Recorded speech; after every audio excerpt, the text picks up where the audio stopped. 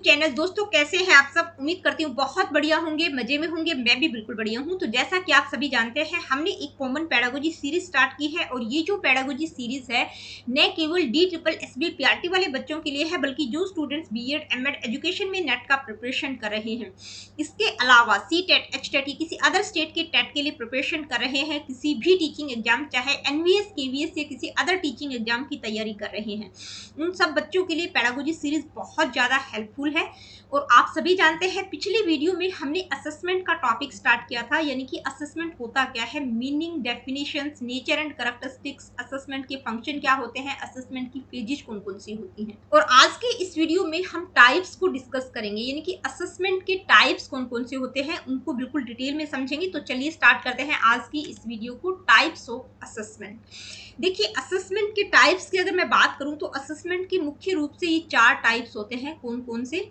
Placement assessment, formative assessment, summative assessment और diagnostic assessment. तो आज की इस वीडियो में हम असेसमेंट के ये जो 4 टाइप्स हैं इनको बिल्कुल डिटेल में समझेंगे, यानी कि ये चारों टाइप्स पहले समझेंगे, इनका मतलब क्या होता है, इनकी फीचर्स कौन कौन से होते हैं, और लास्ट में इस टॉपिक से रिलेटेड कुछ इंपॉर्टेंट MCQs को भी डिस्कस करेंगे। तो सबसे पहले हम बात करते हैं प्लेसमेंट असेसमेंट की। तो प्लेसमेंट असेसमेंट का मतलब क्या होता है? Placement assessment is design to evaluate learners entry level knowledge, skills and attitudes before instruction begins. देखिए, प्लेसमेंट असेसमेंट का मतलब होता है कि भाई कोई भी टीचर जब क्लास में पढ़ाने जाती है तो सबसे पहले वो ये चेक करती है कि भाई मैं जब पढ़ाना स्टार्ट करूं तो उससे पहले उस टीचर को ये पता होना चाहिए कि इस टॉपिक के बारे में, मान लीजिए कोई भी टीचर कोई टॉपिक स्टार्ट करी है तो सबसे पहले वो क्या चेक करती है कि उस टॉपिक को जो मैं पढ़ाने जा रही हूँ उस टॉपिक के बारे में बच्चों का एंट्री लेवल क्या है, यानी कि उस टॉपिक के बारे में बच्चे कितना जानते हैं,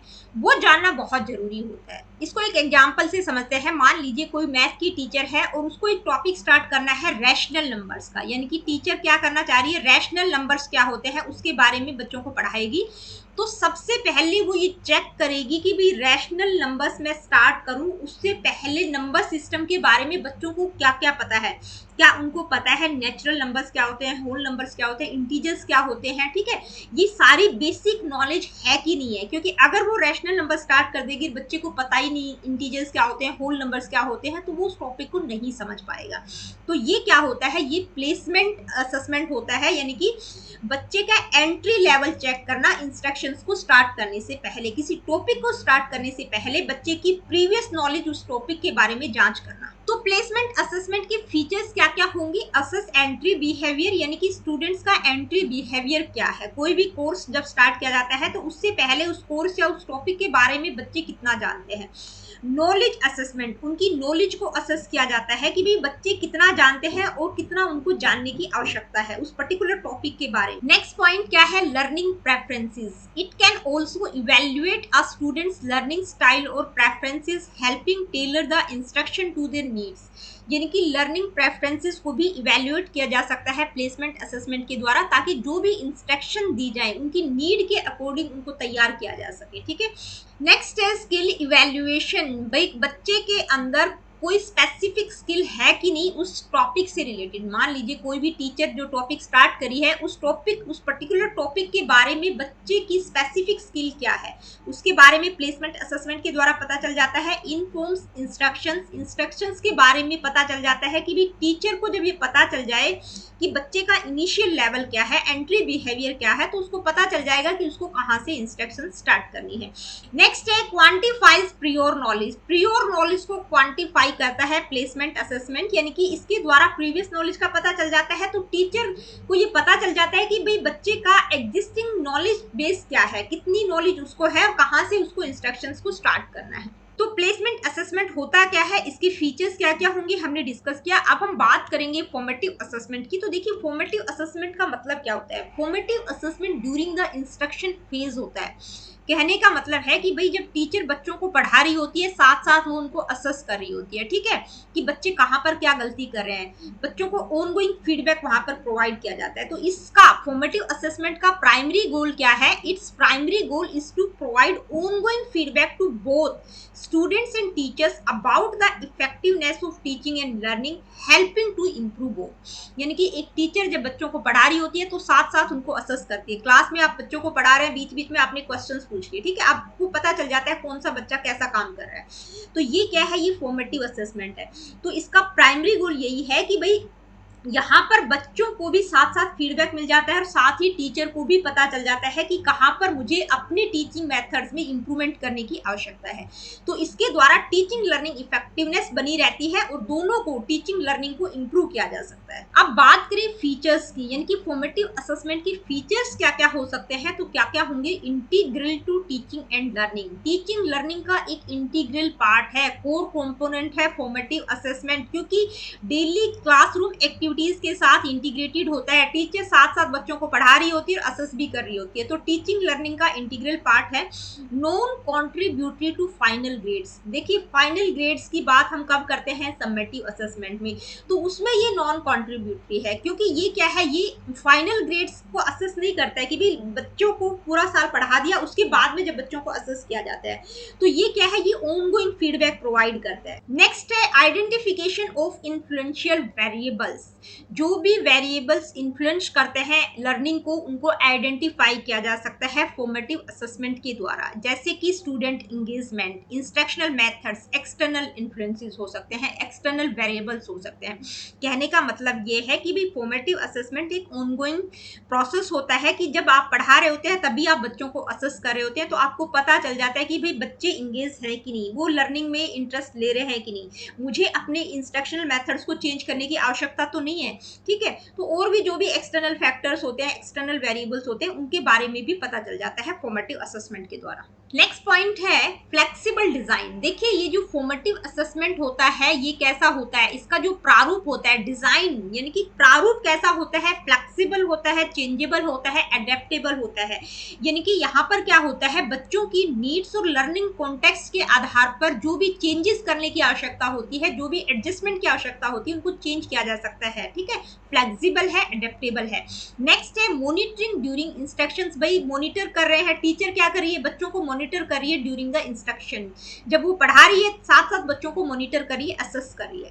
नेक्स्ट है इमीडिएट फीडबैक। ये क्या है? फॉर्मेटिव असेसमेंट ऑनगोइंग प्रोसेस होता है। टीचर जब बच्चों को पढ़ा रही होती है तो साथ साथ असेस कर रही होती है, तो तुरंत बच्चों को फीडबैक प्रोवाइड कर सकती है उसके बिहेवियर के बारे में, उसकी लर्निंग के बारे में, अंडरस्टैंडिंग उसकी नॉलेज के बारे में। नेक्स्ट है टीचर रिफ्लेक्शन। भाई फॉर्मेटिव असेसमेंट के द्वारा टीचर को भी फीडबैक मिलता है, वो अपने आप पर रिफ्लेक्शन डाल सकती है, अपने बारे में अपने आप को एनालाइज कर सकती है कि भी मैं जो भी इंस्ट्रक्शनल स्ट्रेटेजीज मेथड्स यूज कर रही हूँ, क्या उनको कहीं मॉडिफाई करने की आवश्यकता है, कि बच्चों को समझ आ रहा है या नहीं आ रहा, तो उसके अकॉर्डिंग वो अपने इंस्ट्रक्शनल स्ट्रेटेजीज को मॉडिफाई कर सकती है। तो फॉर्मेटिव असेसमेंट होता क्या है, उसके फीचर्स कौन कौन से होंगे उसको हमने डिस्कस किया। अब हम बात करेंगे समेटिव असेसमेंट की। तो समेटिव असेसमेंट का मतलब क्या होता है? Summative assessment measures the extent of a learners success in achieving the learning outcomes of a module और programme. It contributes to the final grade or mark and is typically used to evaluate overall performance at the end of an instructional period।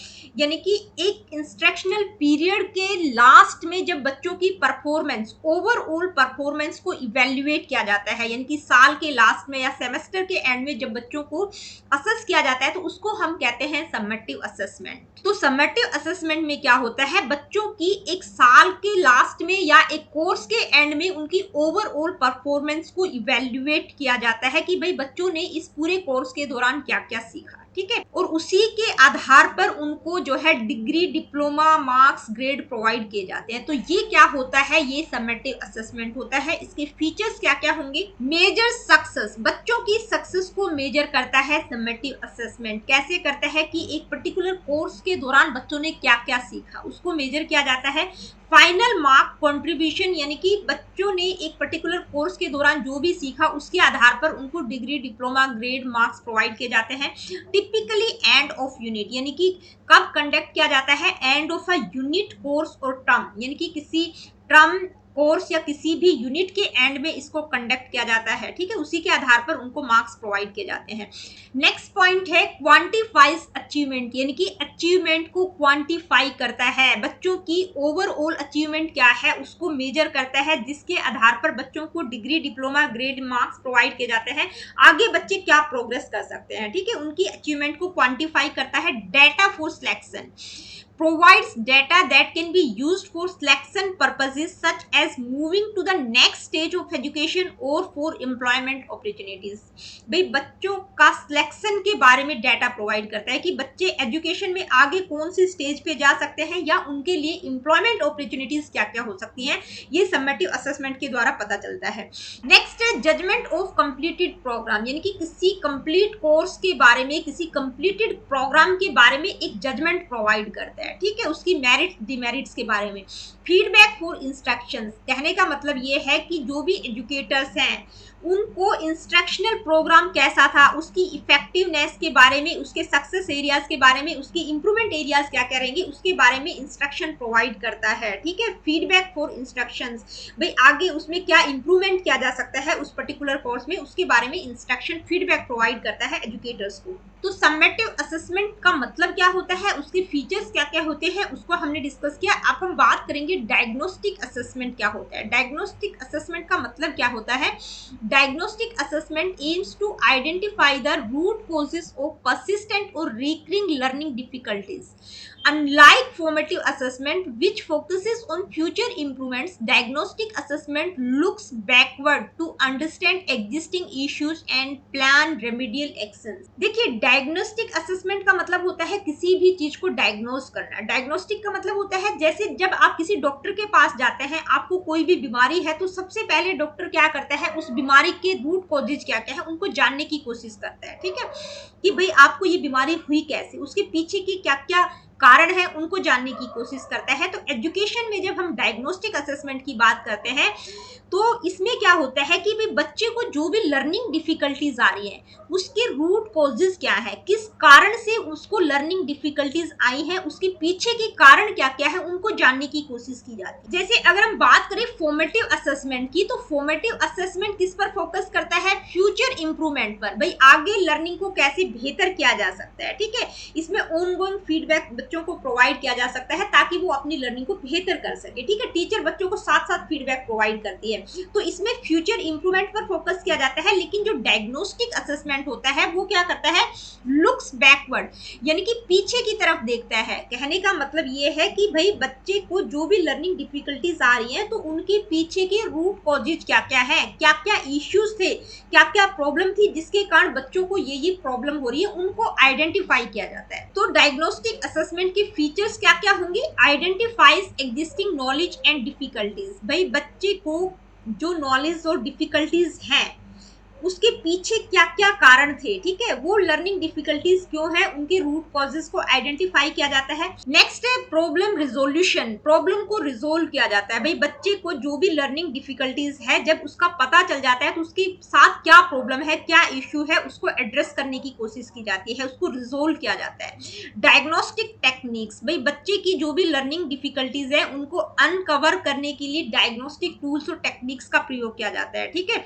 इसके बाद next point क्या है, next point है valuable feedback, provides critical feedback to students about their learning challenges, helping them understand which objectives they have not yet achieved. बच्चों को valuable feedback provide किया जा सकता है उनकी learning difficulties, learning challenges, issues के बारे में, ठीक है, ताकि वो अपने गोल को अचीव कर सके। इन्फॉर्म्स लर्निंग गोल्स, देखिए लर्निंग गोल्स के बारे में इन्फॉर्म करता है। भाई बच्चे को जब पता चल जाएगा, टीचर एक बच्चे को बता देती है कि भाई उसको ये चैलेंजेस हैं, तो उसके आधार पर, ठीक है, कि आप ये गोल सेट कर सकते हैं, यहाँ इस फील्ड में जा सकते हैं, इस फील्ड में आप नहीं जा सकते, तो वो अपने लर्निंग गोल्स को सेट कर सकते हैं। तो डायग्नोस्टिक असेसमेंट क्या करता है, लर्निंग गोल्स के बारे में इन्फॉर्म करता है। इनहेंस लर्नर ऑटोनोमी, देखिए लर्नर ऑटोनोमी का मतलब जो शिक्षार्थी है उसकी स्वायत्तता को इनहेंस करता है कि भाई बच्चा अपने काम की रिस्पॉन्सिबिलिटी खुद लेकर आगे बढ़ सकता है, ठीक है। Sports instructional adjustments, assist teachers in refining their instructional strategies and making relevant adjustment to better meet the need of their students। भाई बच्चों की जो भी आवश्यकताएं हैं उसके आधार पर टीचर इंस्ट्रक्शनल स्ट्रेटेजीज को बना सकता है, उनमें एडजस्टमेंट कर सकता है। ठीक है, इंस्ट्रक्शनल एडजस्टमेंट में सपोर्ट करता है कि भी बच्चे को ये प्रॉब्लम है तो उसके अकॉर्डिंग टीचर इंस्ट्रक्शनल स्ट्रेटेजीज को मॉडिफाई कर सकता है। नेक्स्ट है बैकवर्ड फोकस। भाई फॉर्मेटिव असेसमेंट क्या है? फॉरवर्ड लुकिंग है, आगे की तरफ फ्यूचर इंप्रूवमेंट से रिलेटेड होता है, लेकिन ये क्या है? पास्ट डिफिकल्टीज पर फोकस करता है ताकि फ्यूचर लर्निंग के लिए इंटरवेंशंस प्रोवाइड किए जाएं। भाई पीछे बच्चे को क्या क्या लर्निंग डिफिकल्टीज जो भी हैं उसके पीछे के कारण क्या क्या है उनको जानने की कोशिश की जाती है ताकि फ्यूचर लर्निंग के लिए जो भी आगे सुधार किए जाए उसके लिए फ्यूचर लर्निंग के लिए इंटरवेंशंस प्रोवाइड करता है। तो ये था डायग्नोस्टिक असेसमेंट क्या होता है और उसके फीचर्स कौन कौन से होंगे। तो आज की इस वीडियो में हमने असेसमेंट के जो 4 मुख्य टाइप्स थे उनको बिल्कुल डिटेल में समझा। अब इस टॉपिक से रिलेटेड कुछ क्वेश्चन को हम डिस्कस करेंगे। Let me see what is the first question. Which of the following is a key distinction between formative and summative assessment? भाई formative और summative assessment में क्या डिफरेंस होता है? तो क्वेश्चंस करने से पहले हमने टॉपिक किया है तो आपको पता ही है कि भाई formative assessment में कॉन्टिन्यूस फीडबैक प्रोवाइड किया जाता है, जो summative assessment होता है वो साल के लास्ट में किया जाता है। ठीक है, next question, which of the following is the primary purpose of placement assessment? भाई इनमें से प्लेसमेंट असेसमेंट का प्राइमरी पर्पज क्या होगा? To determine students' performance after instruction, to identify students' learning difficulties during instruction, to assess a student's prior knowledge and readiness for a course, to evaluate the effectiveness of teaching method। तो क्या होगा? यानी कि placement assessment का primary purpose क्या है कि भाई कोई भी कोर्स जब टीचर स्टार्ट करती है, कोई भी इंस्ट्रक्शन स्टार्ट करती है तो उससे पहले वो उस टॉपिक के बारे में बच्चों की प्रीवियस नॉलेज क्या है उसको चेक करती है कि क्या वो उस कोर्स के लिए तैयार है कि नहीं है। आगे बढ़ते हैं, नेक्स्ट क्वेश्चन क्या है आइए देखते हैं। What distinguish diagnostic assessment from formative assessment? यानी कि डायग्नोस्टिक असेसमेंट और फॉर्मेटिव असेसमेंट किस तरह से एक दूसरे से भिन्न है, अलग है। Diagnostic assessment is used after instruction, formative assessment is used for grading, diagnostic assessment looks backward to identify learning difficulties while formative focuses on improving ongoing instruction, formative assessment uses observational methods while diagnostic does not। तो क्या होगा भाई? formative assessment क्या है? Forward looking है, आगे की तरफ देखता है, फ्यूचर इंप्रूवमेंट से रिलेटेड है, लेकिन जो डायग्नोस्टिक असेसमेंट है वो बैक में जाता है, बच्चों की लर्निंग डिफिकल्टीज के रूट कॉजेज क्या है उनको आइडेंटिफाई करता है। नेक्स्ट क्वेश्चन क्या है आइए देखते हैं। नेक्स्ट क्वेश्चन है which of the following best describe summative assessment? यानी कि समेटिव असेसमेंट को कौन बहुत अच्छे से डिस्क्राइब करता है, इनमें से कौन सी स्टेटमेंट सही है? It provides feedback for future instruction, it focuses on identifying students' misconception during learning, it measures the overall achievement at the end of a course or unit, it helps monitor students' progress continuously। तो देखिए summative assessment क्या होता है? it measures the overall achievement at the end of a course or unit। ठीक है, next question है formative assessment is typically used for which of the following purposes? यानी कि इनमें से जो फॉर्मेटिव असेसमेंट है उसका पर्पज पूछा गया है, क्या पर्पज है? Grading student performance at the end of the term, तो ये क्या है? ये समेटिव असेसमेंट है। ठीक है, selecting students for specialized programs, providing ongoing feedback to students and teachers to improve learning, comparing students performance across institutions। तो formative assessment just अभी हमने किया है, क्या करता है? ongoing feedback प्रोवाइड करता है टीचर्स और लर्निंग को ताकि लर्निंग को बेहतर किया जाए। नेक्स्ट क्वेश्चन क्या है आइए देखते हैं। Which of the following is not a characteristic of summative assessment? यानी कि इनमें से समेटिव असेसमेंट की एक कैरेक्टरिस्टिक नहीं है, तो जो नहीं वाली है वो आपको बतानी है। ठीक है, 3 कैरेक्टरिस्टिक दी गई है लेकिन एक गलत है, तो कौन सी नहीं होगी वो आपको बताना है। It occurs during instruction to provide real time feedback, it provides data for grading or certification purposes, it is conducted at the end of a unit, course or program, it helps in determining whether learning objectives have been met। तो कौन सी होगी? It occurs during instruction to provide real time feedback. ये किसकी characteristic है? ये formative assessment की characteristic है, यानी कि जिसमें ऑनगोइंग फीडबैक प्रोवाइड किया जाता है during the instruction phase. Next question है, what is the key focus of diagnostic assessment. भाई डायग्नोस्टिक असेसमेंट का की फोकस क्या है? To evaluate the overall success of a course, to identify and address specific learning difficulties before और during instruction, to monitor learning progress continuously, to determine the final achievement of students. तो diagnostic जो assessment है वो क्या करता है, diagnose करता है कि भाई बच्चे को कोई स्पेसिफिक लर्निंग डिफिकल्टीज तो नहीं है, इंस्ट्रक्शन शुरू करने से पहले उसको क्या क्या लर्निंग डिफिकल्टीज है उसके पीछे की रूट कॉजेज को पता करने की कोशिश की जाती है। नेक्स्ट क्वेश्चन क्या है आइए देखते हैं, which of the following is a feature of placement assessment, यानी कि इनमें से प्लेसमेंट असेसमेंट का फीचर पूछा गया है। It occurs before instruction to evaluate prior knowledge and skills. It is conducted periodically throughout a course. It is used to identify specific areas for remedial instruction after a course.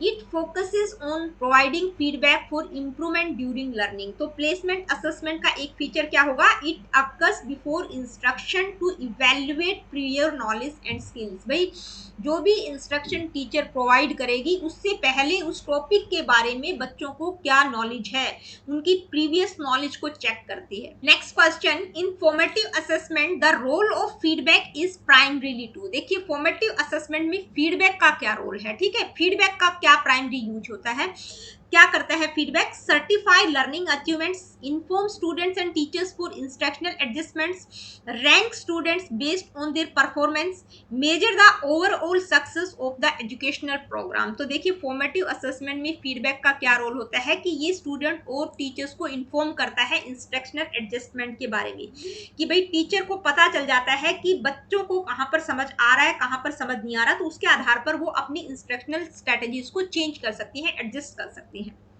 आगे बढ़ते हैं, next question क्या है आइए देखते हैं, what differentiate summative assessment from diagnostic assessment. भाई summative और डायग्नोस्टिक असेसमेंट में क्या डिफरेंस है, तो यहाँ पर मैं डायरेक्टली आप लोगों को आंसर बता रही हूँ कि समेटिव असेसमेंट क्या करता है, ओवरऑल अचीवमेंट क्या है उसको असेस करता है, जबकि डायग्नोस्टिक असेसमेंट क्या करता है, बच्चों को जो भी लर्निंग डिफिकल्टीज है उनको आइडेंटिफाई करता है।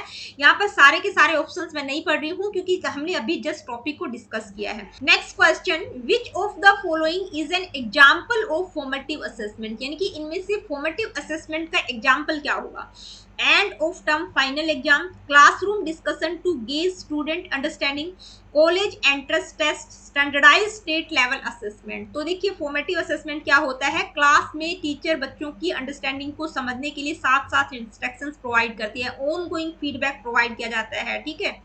तो दोस्तों आज की वीडियो में इतना ही, मिलती हूँ आप लोगों से अपनी अगली वीडियो में। Really good, take care of yourself. देखिए वीडियो सेशंस आप लोगों को पसंद आते हैं तो please like share and do subscribe the education classes. किसी प्रकार का क्वेश्चन क्वेरीज फीडबैक आप मुझे देना चाहते हैं, do comment in the comment section, जो कि आप बिल्कुल नहीं करते हैं, तो सभी से रिक्वेस्ट है कि कॉमेंट करके मुझे जरूर बताया करो, जैसा भी लेक्चर आपको लगता है उसके बारे में कॉमेंट जरूर किया करो। तो मिलती हूँ आप लोगों से अपनी अगली वीडियो में। अगली वीडियो में हम असेसमेंट की पर्सपेक्टिव्स को डिस्कस करेंगे।